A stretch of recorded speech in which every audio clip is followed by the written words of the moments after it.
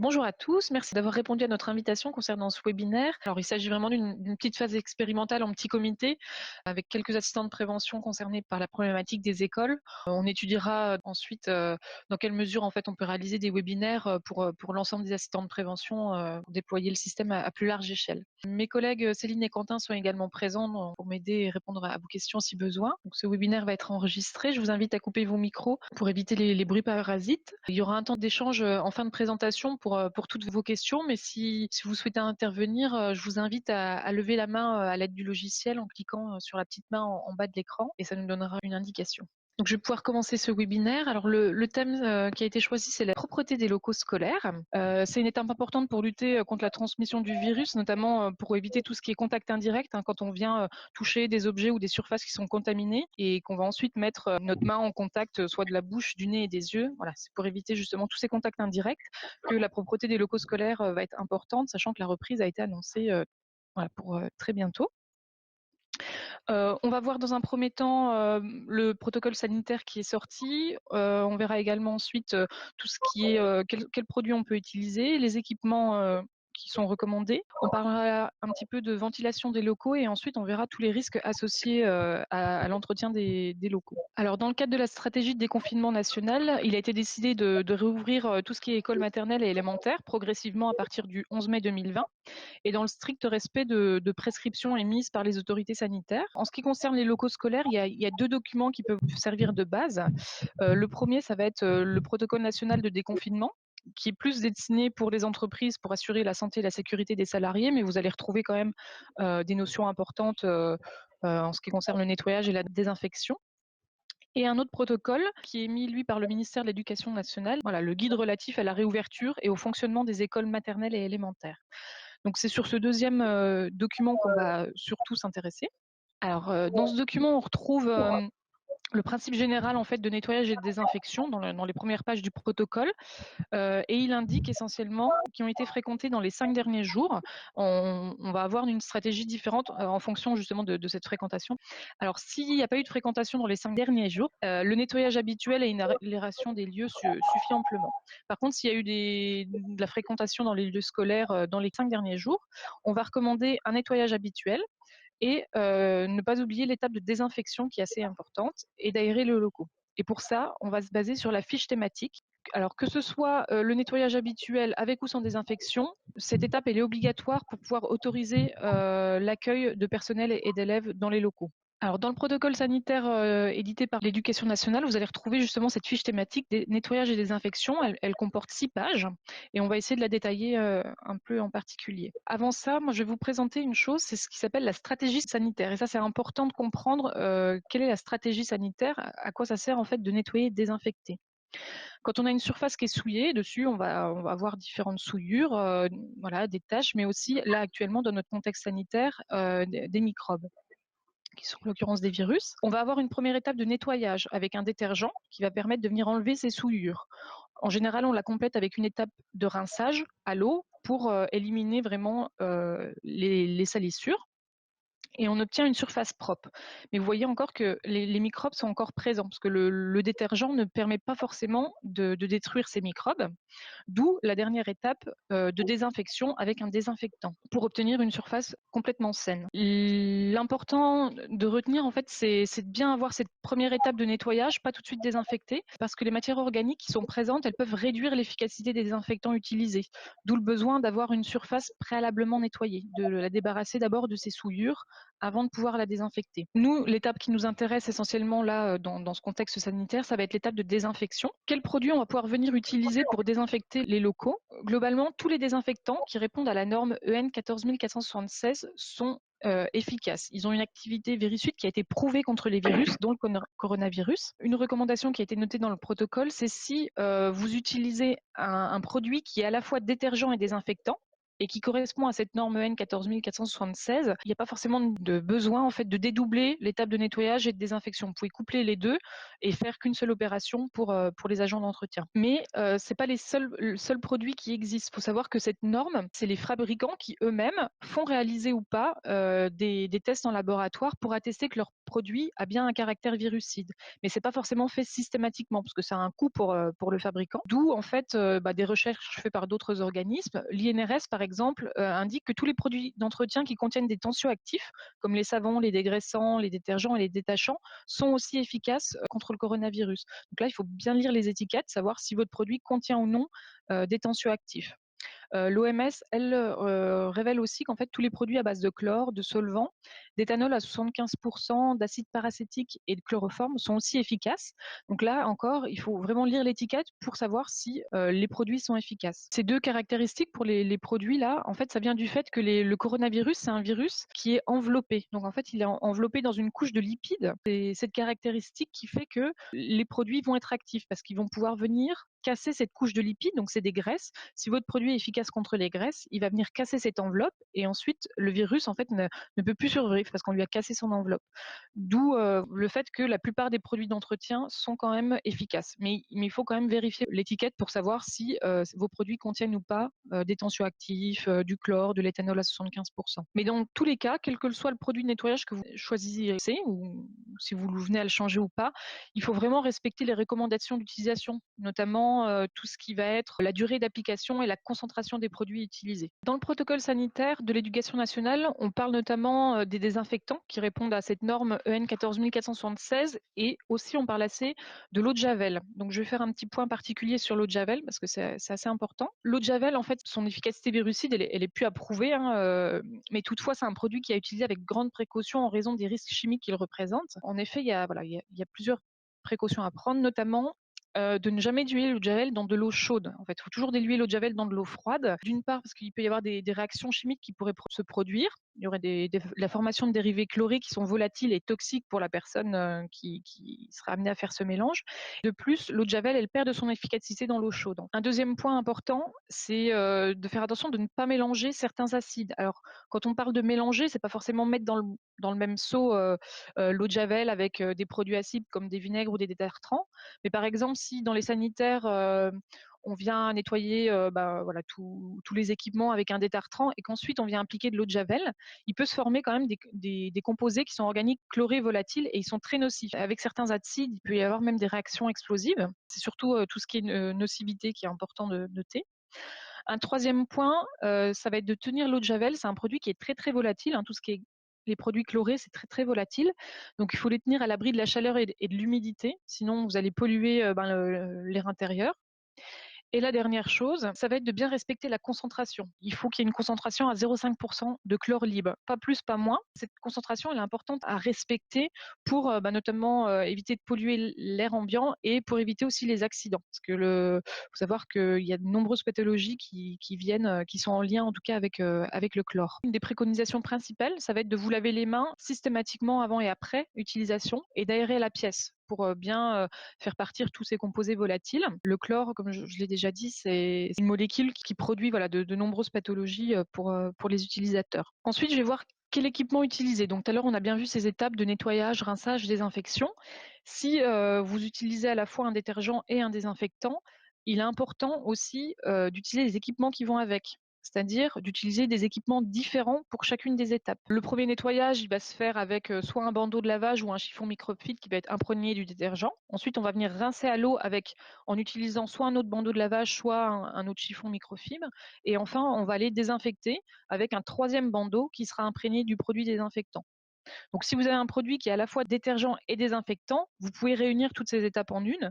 Mais si ce n'est pas le cas, il faut vraiment séparer les trois étapes et avoir des bandeaux de lavage ou des chiffons qui sont distincts pour chaque étape. Ensuite, tous ces équipements, la plupart du temps, ils sont quand même en tissu, il va falloir les laver vraiment à 60 degrés avant réemploi. Chaque jour, il va falloir penser à laver vos équipements, sinon ils vont être contaminés par les microbes et vous ne pourrez pas les réutiliser au risque de recontaminer d'autres espaces. Si vous utilisez des bandeaux ou des lingettes à usage unique, pensez à les éliminer dans des sacs en plastique étanches, c'est-à-dire prévoir des sacs poubelles Vos agents d'entretien, il faut qu'ils aient des sacs poubelles indépendants dans lesquels ils vont pouvoir venir jeter ces bandeaux à usage unique. Si vous pouvez au passage les sensibiliser sur le fait que voilà, c'est très important de tout ce qui est équipement, les masques à usage unique, les essuie-mains à usage unique, tout ce qui est gants, tout ça, ça doit finir dans un sac poubelle étanche et qu'on va mettre dans la poubelle d'ordures ménagères. On jette pas aussi les lingettes dans les toilettes, hein, même si c'est indiqué biodégradable dessus, c'est vraiment important de les jeter à la poubelle et pas dans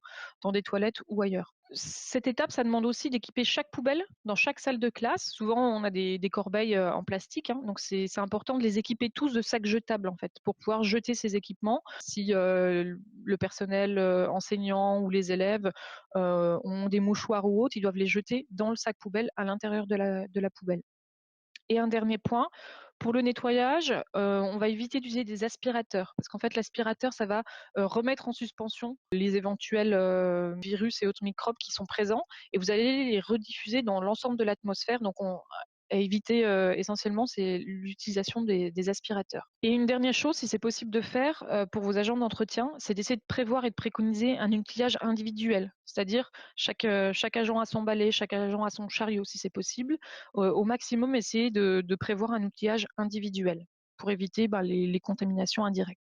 Maintenant, on va voir tout ce qui est quelle surface on va pouvoir venir désinfecter. Voilà qui est noté dans le protocole sanitaire. Il va falloir nettoyer et désinfecter une fois par jour tous les sols et les espaces utilisés ou de passage, ainsi que le mobilier, c'est-à-dire les portes, les tables, les chaises. Ensuite, on va venir nettoyer et désinfecter plusieurs fois par jour les surfaces qui sont fréquemment touchées. Donc ça va être tout ce qui est sanitaire, mais également tous les points de contact, c'est-à-dire les poignées de porte, de fenêtres, les interrupteurs, les boutons d'ascenseur, les rampes d'escalier, tout ce qui est digicode, tous les équipements qui sont en commun. Si le personnel enseignant a des téléphones en commun, un photocopieur ou autre, voilà, il y a vraiment une étape importante pour les agents d'entretien, c'est de venir plusieurs fois par jour nettoyer ces éléments-là. Et la dernière étape, ça va être de désinfecter après utilisation les matériels pédagogiques qui sont manipulés par les élèves. Donc, il faut savoir que le personnel enseignant a reçu des recommandations pour essayer d'éviter au maximum d'utiliser ce matériel pédagogique, mais il peut arriver qu'il l'utilise encore et il est recommandé de les désinfecter. Donc, il existe des lingettes désinfectantes, c'est pour faciliter la désinfection. Alors là, si vous comprenez bien, pour les surfaces à désinfecter, il y a une étape importante, ça va être de se concerter avec les agents d'entretien et le personnel enseignant pour définir ensemble les priorités des surfaces à nettoyer et à désinfecter et savoir par qui. Est-ce qu'il est utile d'aller nettoyer des pièces qui ne sont pas occupées? Voilà, il faut que les agents d'entretien, on comprend bien que là, il y a un accroissement d'activité, il faut vraiment qu'ils se concentrent sur les pièces qui sont occupées ou en tout cas où il y a du passage. On va venir essayer de reconcentrer aussi leurs activités. Est-ce qu'il y a un intérêt de venir nettoyer des vitres qui sont en hauteur? Voilà. Vraiment se focaliser sur les objets qui sont touchés et qui sont à portée des personnes présentes dans la pièce. Et se concerter aussi avec le personnel enseignant pour tout ce qui est nettoyage du matériel pédagogique. Est-ce que ce matériel pédagogique, est-ce que c'est les enseignants qui vont s'en charger et vous, en quel cas vous mettez à disposition des lingettes désinfectantes ou est-ce que c'est encore à l'agent d'entretien de venir en fin de journée désinfecter le matériel qui va utiliser la journée? Voilà. Là, il y a vraiment une étape importante de concertation. Un point qui peut être souligné, c'est d'inviter les élèves et le personnel enseignant à laisser les portes ouvertes pour pas avoir à toucher systématiquement les clenches et autres. Une chose qui peut être intéressante à savoir, c'est ce que dans votre collectivité, vous avez des cale-portes, par exemple. Voilà, ça peut être des éléments qui peuvent être fournis ou mis à disposition dans les écoles pour caler les portes, pour éviter que chaque porte soit ouverte. Le matin, quand on fait l'accueil des élèves, pareil, voilà, il peut y avoir une porte qui reste ouverte, le temps, avec la présence bien sûr du personnel, mais le temps de l'accueil des enfants, pas avoir sans arrêt à refermer cette porte-là. Alors nous, les cale-portes, quand on a eu la commission de sécurité qui est passée, il nous les a toutes fait enlever puisqu'il a dit que c'était interdit par rapport au risque incendie. Alors du coup, comment on peut gérer ça? Voilà. Alors sauf que là, on est dans un contexte vraiment particulier de crise sanitaire et là, pour le coup, c'est beaucoup plus important. D'accord. Le fait que les commissions de sécurité font enlever les cale-portes, c'est pour surtout éviter qu'ils restent en position fermée, bloquée, pour éviter Oui. la sortie. Je ne sais pas si mes collègues veulent rajouter quelque chose, mais Bah, je ne sais pas si on parle dans votre collectivité, Madame Perrin, de la ludothèque où j'ai pu me rendre. Il y a des doubles portes coupe-feu qui séparent les étages entre la crèche et la ludothèque. Et peut-être que vous faites vous relatez des choses par rapport à ces équipements. Donc, on peut aussi maintenir ouvert des doubles portes coupe-feu avec un cale-porte le temps de l'accueil. Là, on se place plutôt dans les écoles, hein, sur le discours. Après, Oui. pour des Mais on leur a demandé établissements. aussi dans les écoles de les enlever théoriquement, les cale-portes. Donc c'est pour ça que Oui, je mais là, je faisais rejoins allusion à ça. Patricia sur le fait de dire que peut-être Donc, qu'un cale-porte sur une porte coupe-feu habituellement, on va vous demander bien sûr de l'enlever pour qu'elle puisse ouais, jouer son rôle et se refermer et venir couper le feu. Là, on pourrait imaginer la laisser en position ouverte le temps de l'accueil des enfants à les l'école. enfants. Et une fois que tous les enfants sont présents et qu'on n'a plus de Ouais, légitimité à manœuvrer cette porte, et ben on pourrait très bien enlever la cale et reprendre un usage normal. Mais voilà, d'accord, sinon, ça sous-entendrait qu'entre chaque rentrée d'enfant, il faut s'assurer que ce soit le même adulte qui touche la même poignée, sinon il faut désinfecter entre chaque passage, d'où la solution de caler. Voilà. d'accord. Merci. Et si on prend l'exemple d'une salle de classe ou d'une salle ludothèque où là il y aura une présence permanente d'un adulte au moins avec les enfants, on peut maintenir ce cale-porte et au besoin d'évacuer, eh ben, on s'assure de pouvoir fermer la porte au moment où on évacue. Oui, donc j'en profite pour compléter ce qui a été dit, puisque j'ai eu en direct hier le service prévention du 10 pour une question sur un des bâtiments.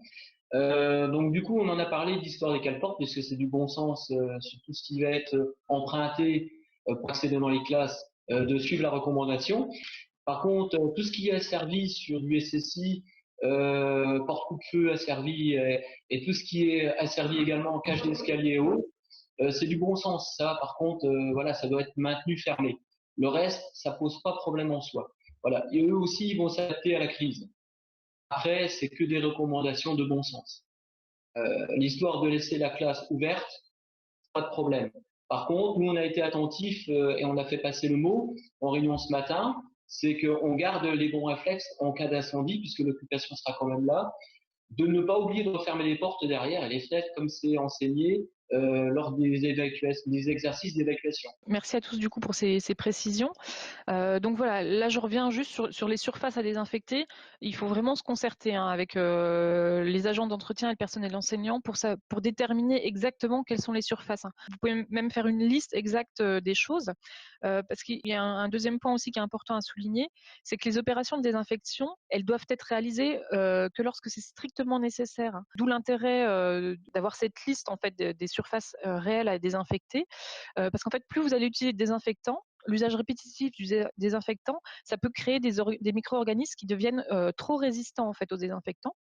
Et un désinfectant qui est mal employé, en fait, il va tuer les micro-organismes les plus sensibles. Il va permettre la survie des micro-organismes les plus résistants. Le désinfectant, il n'a pas toujours un effet positif. En fait, des fois, il peut y avoir un faux sentiment de sécurité. En fait, à trop l'utiliser, on va créer en fait des micro-organismes qui vont devenir de plus en plus résistants. Il faut vraiment se focaliser sur les zones qui sont vraiment en contact avec le personnel qui est à l'intérieur. Un dernier point maintenant, ça va être sur la ventilation des locaux. Donc l'aération des locaux, elle doit être fréquemment réalisée, elle durer au moins 10 minutes à chaque fois. Les salles de classe et les autres locaux qui sont équipés pendant la journée, ils doivent être aérés le matin, avant l'arrivée des élèves, pendant la récréation, au moment du déjeuner ou le soir pendant le nettoyage des locaux. Là, c'est pareil, c'est savoir qui s'en charge, essayer de voir avec le personnel enseignant.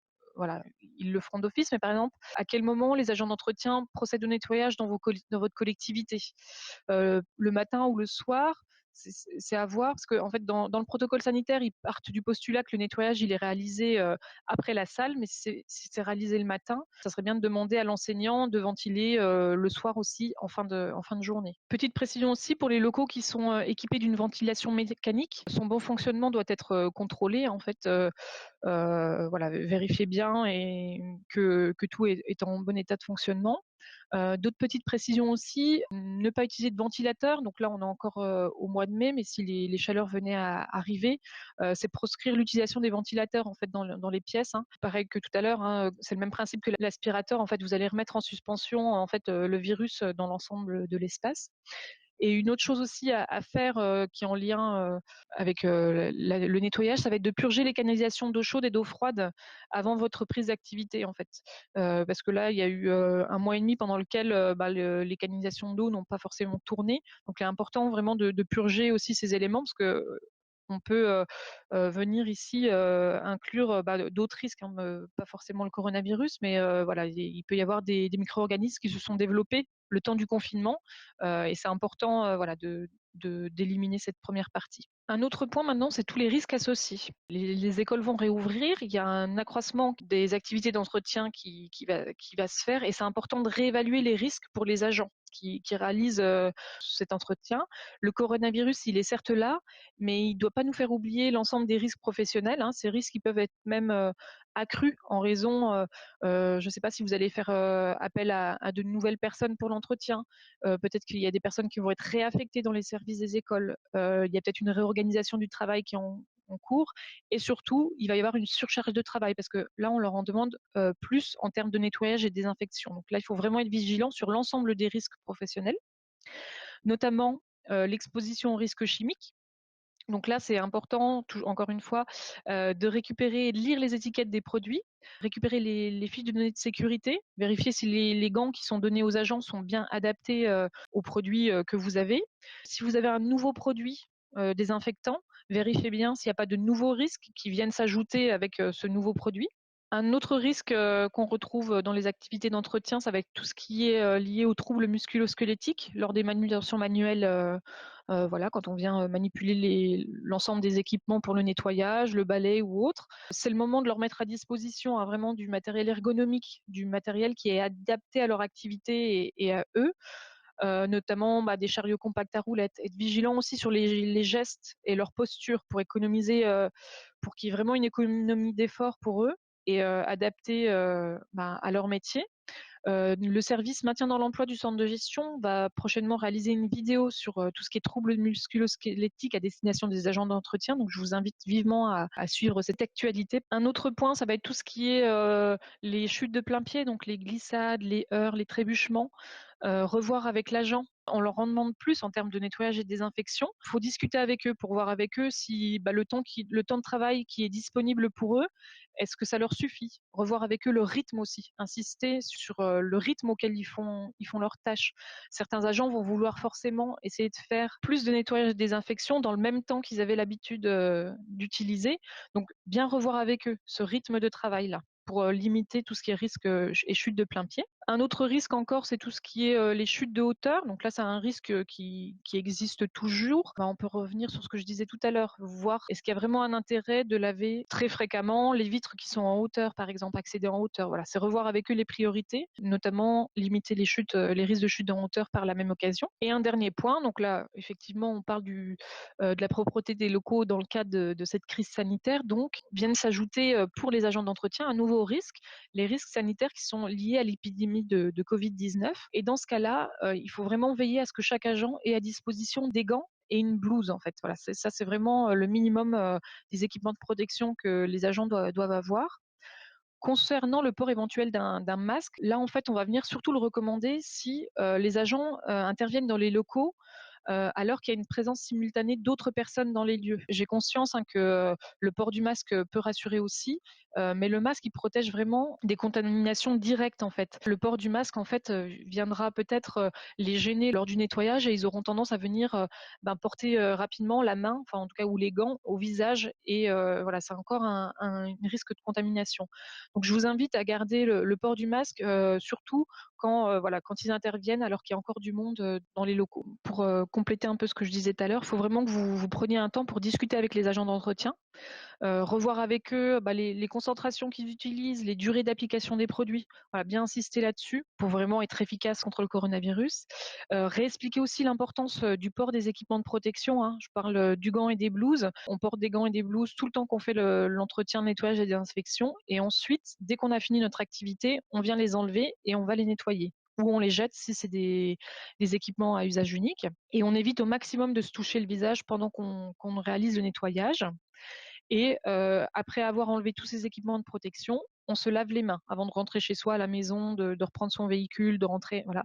on lave systématiquement ses mains en fin de journée de travail. Ce qui est important aussi, c'est de vérifier si au sein de la collectivité, il y a quelqu'un qui est chargé de vérifier en permanence l'approvisionnement des consommables. Est-ce que les agents d'entretien ont bien systématiquement le matériel qu'il leur faut? Donc ça, c'est bien de ne pas attendre que l'agent d'entretien vous dise « Ah bah ça fait 3 jours que j'ai plus de produits ».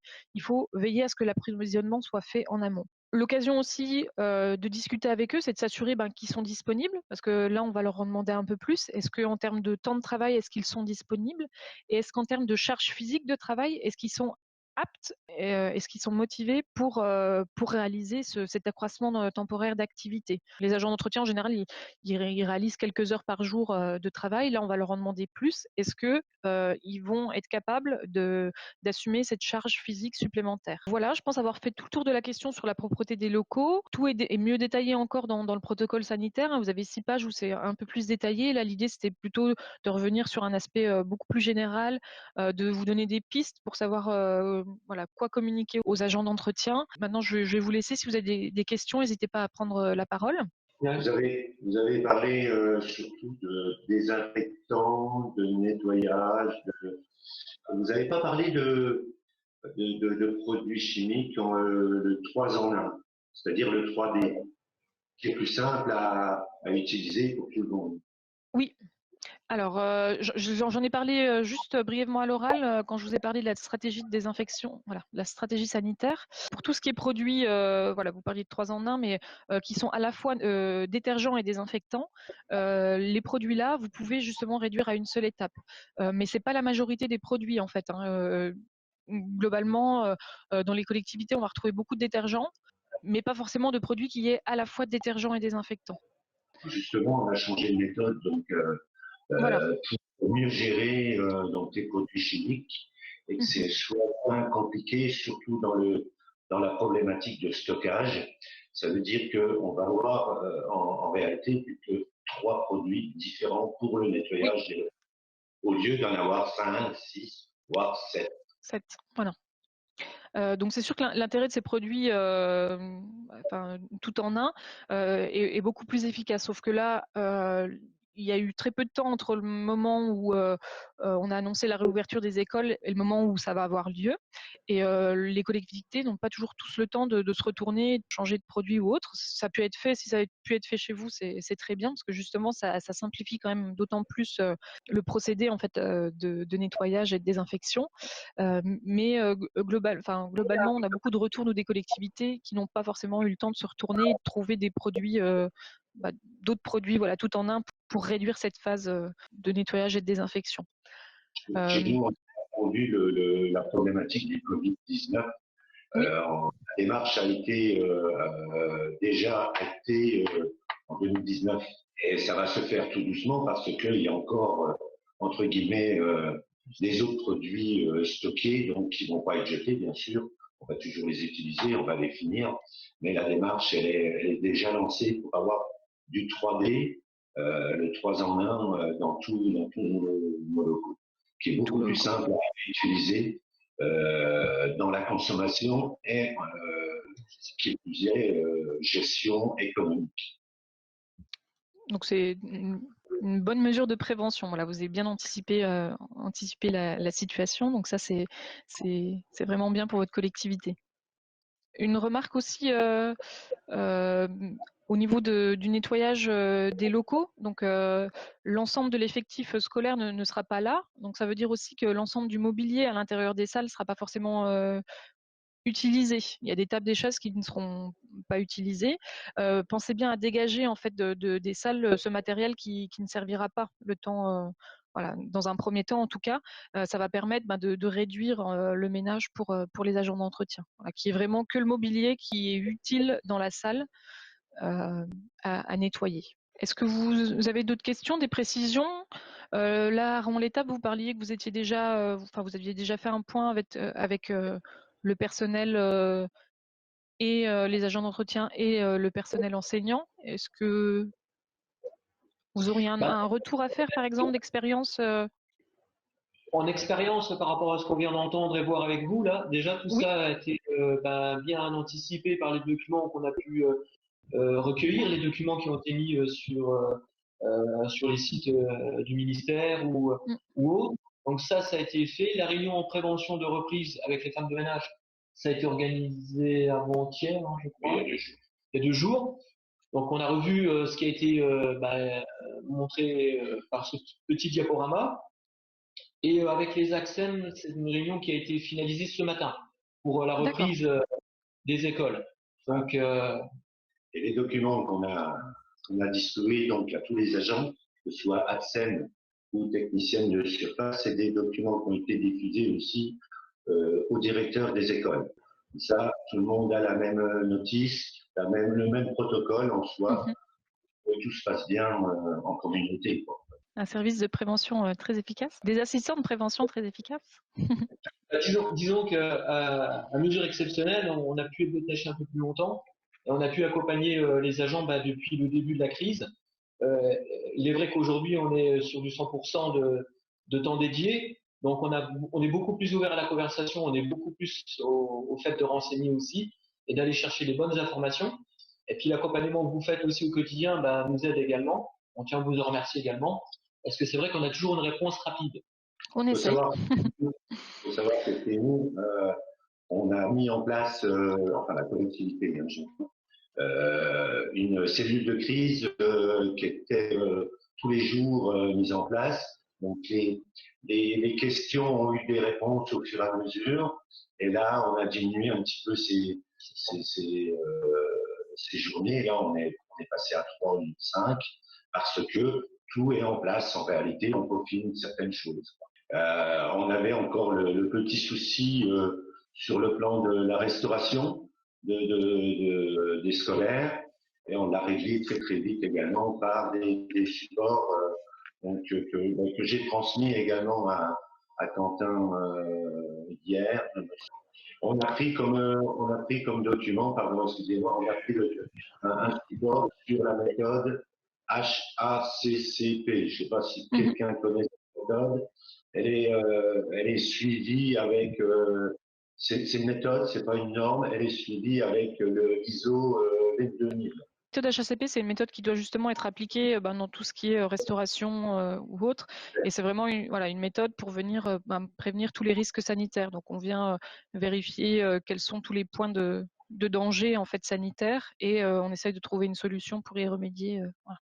Et ce document-là, si on peut l'appliquer même dans les entretiens des locaux, parce qu'il est d'une précision, c'est un protocole qui est très très propre.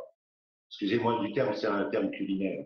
Très très propre dans la réalisation et pour bien sûr l'utiliser en tant que tel.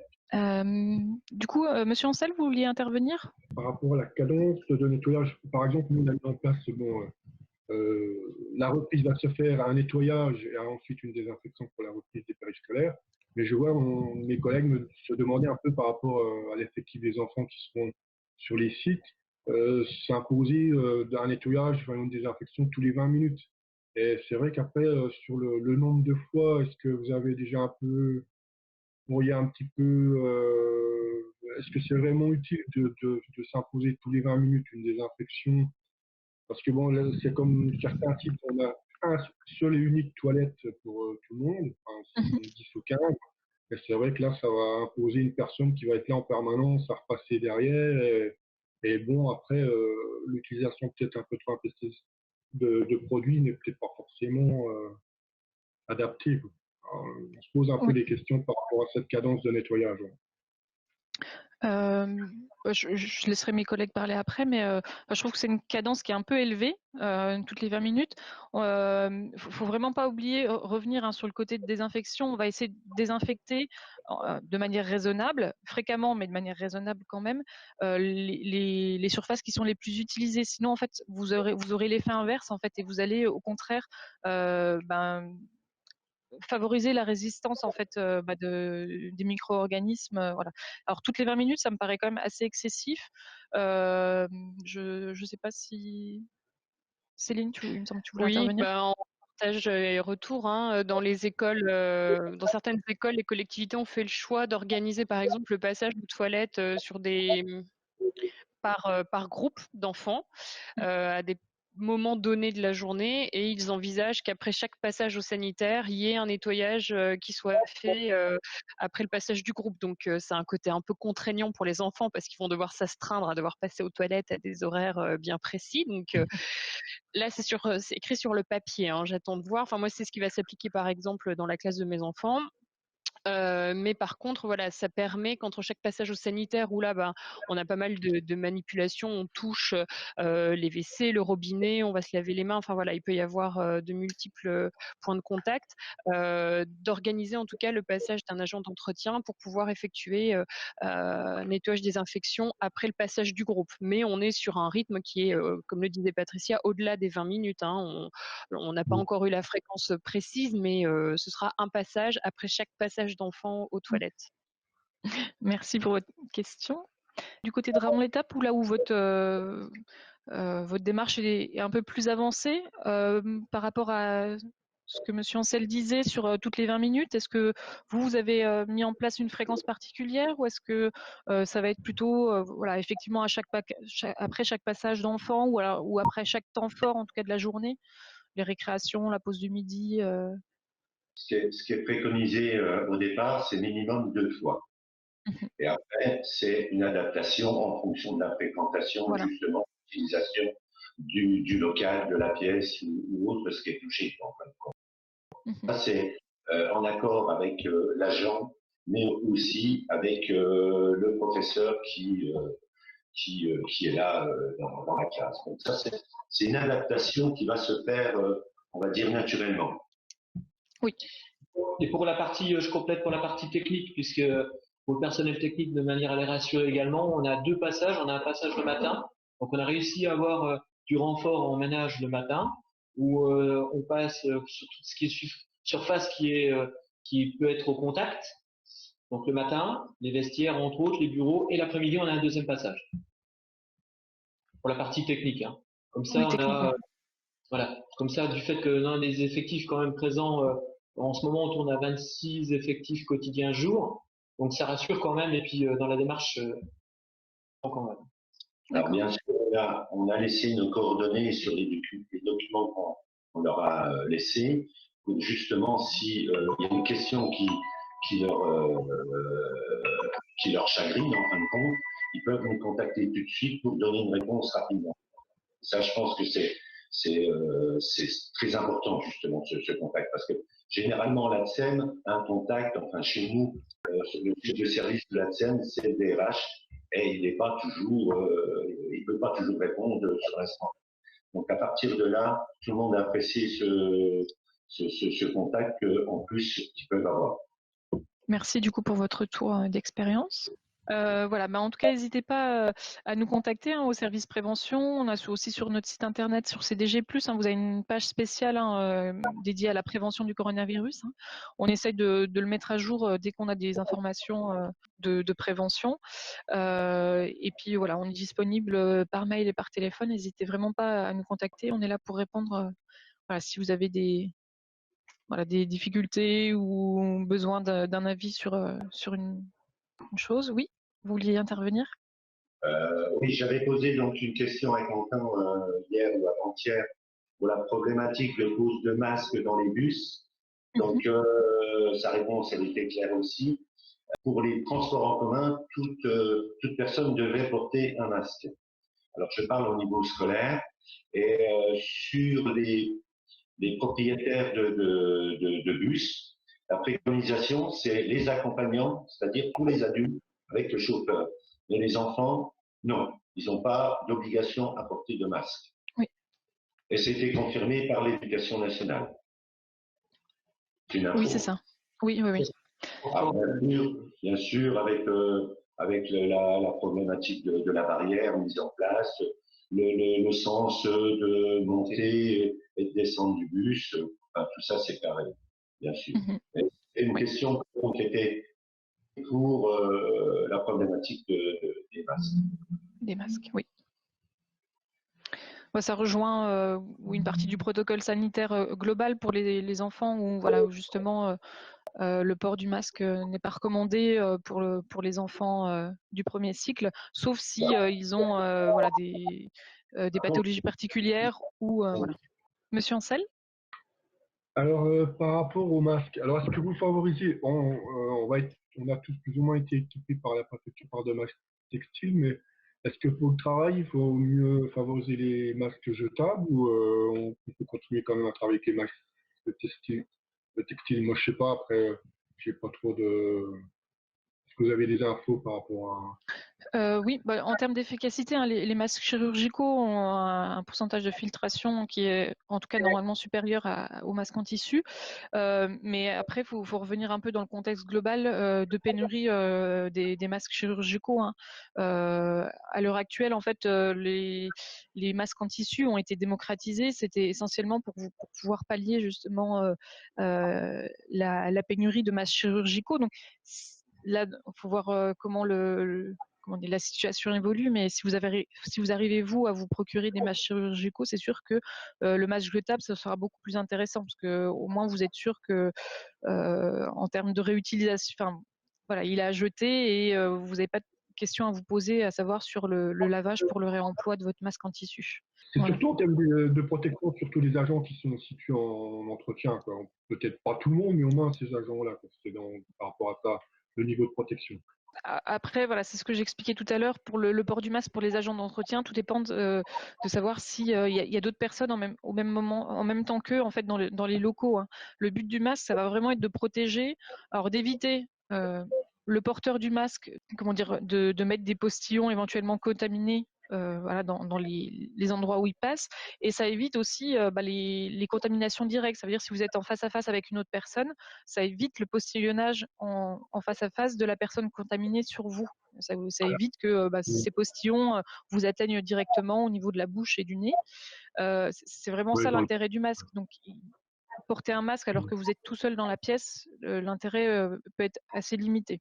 Ça peut rassurer l'agent, mais ça reste limité. Voilà. Il ne filtre pas l'atmosphère, quoi. Ouais. Monsieur Ruprecht ou oui. Oui. Allez-y. Du coup, en complément pour le port du masque, donc au départ, on a démarré avec des masques tissus puisque c'était la pénurie. On a eu la chance d'avoir une entreprise locale qui a été réactive rapidement, qui nous a fabriqué ce qu'on avait besoin. Et aujourd'hui, on est un peu confortable dans le stock chirurgicaux. Et donc, on privilégie 2 masques par personne et par parce que les stocks, on les a. Et c'est beaucoup plus agréable pour les agents, ça faut le savoir. Oui. Parce que dans les périodes chaudes, ils ont quand même des problématiques de le tenir dans la durée. Donc quand il est important de le porter, on a priorisé le masque chirurgical. Voilà. Oui. Parce que c'est des retours aussi du terrain, hein. On s'est adapté à leurs besoins.